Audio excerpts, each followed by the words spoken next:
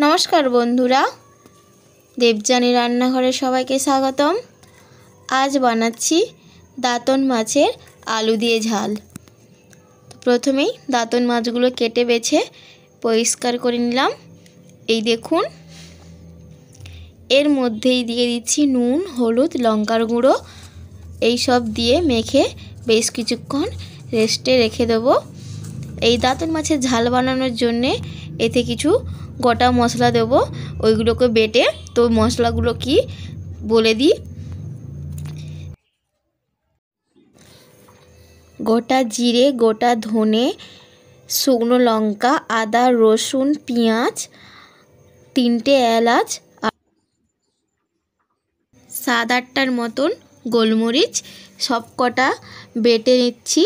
আর দেখুন এই মাছের ঝাল বানানোর জন্যে আলুগুলো লম্বা লম্বা করে মোটা মোটা করে কেটেছি।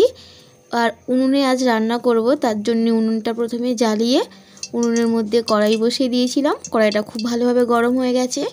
ওর মধ্যে সরিষার তেলটা দিয়েও খুব ভালোভাবে গরম হয়ে গেছে। ওর মধ্যেই পরপর করে মাছগুলো তুলে দিলাম। আর দেখুন বন্ধুরা, ওর মধ্যে একটা মাছ, অন্য মাছ, সেটা হচ্ছে খয়রা মাছ। তো ওই মাছটা ছিল বলে ওটাকেও একসঙ্গে রান্না করে নিচ্ছি। খয়রা মাছটাও খেতে খুব ভালো। উল্টে পাল্টে মাছগুলো ভেজে নিলাম। আলুর মধ্যে হালকা করে নুন আর হলুদ মেখে ওটাকেও ভেজে নিচ্ছি। সব কটা মাছ ভেজে নিয়ে ওই তেলেই আলুগুলো ভেজে নিচ্ছি। এই দেখুন বন্ধুরা, আলুগুলো খুব ভালোভাবে ভাজা হয়ে গেছে। এবার নামিয়ে নিচ্ছি। ওই তেলেই ফোড়ন দিচ্ছি, জিরে ফোড়ন। ফোড়নটা হয়ে এলেই ওই মধ্যে দিয়ে দিচ্ছি সেই বাটা মশলাটা। সব কটা মশলা বেটে দিয়ে দিচ্ছি একসঙ্গেই। এই মশলাটা কিন্তু বেশ কিছুক্ষণ ধরে কষাবেন, কষিয়ে জল দেবেন, না হলে এর একটা কাঁচা গন্ধ ছাড়বে, তখন খেতে রান্নাটা ভালো লাগবে না। আমি কিন্তু প্রায় অনেকটা সময় নিয়ে কষিয়েছি।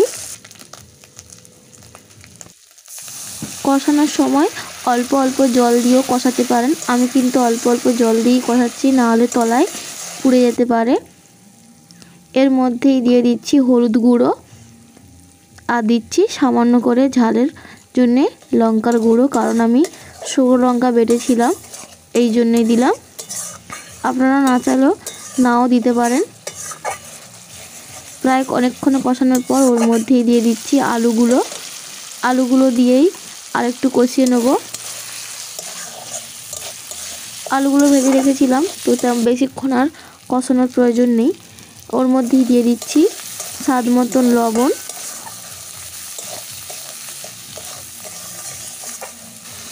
লবণ দিয়ে বেশ কিছুক্ষণ কষিয়ে এবার জল দিয়ে দেব।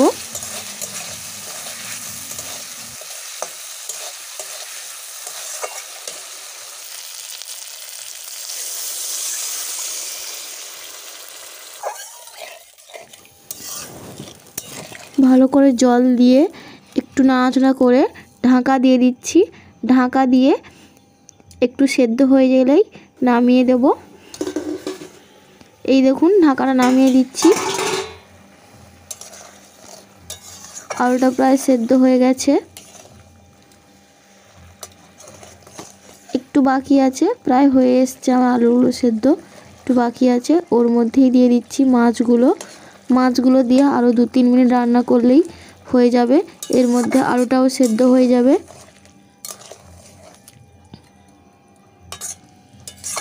রেডি হয়ে যাবে আমাদের দাতন মাছের ঝাল। আপনারা বাড়িতে অবশ্যই ট্রাই করবেন, খেতে খুব সুন্দর হয়। আর আমার এই চ্যানেলটা যদি আপনাদের কাছে পছন্দ হয়, আপনারা সাবস্ক্রাইব করবেন। আমার পাশে থাকার অনুরোধ রইল। এই দেখুন মাছের ঝালটা আমার রেডি, নামিয়ে নিলাম। আপনারা বাড়িতে অবশ্যই ট্রাই করবেন। দুপুরে ভাতের সঙ্গে খেতে খুবই ভালো হয়। নমস্কার।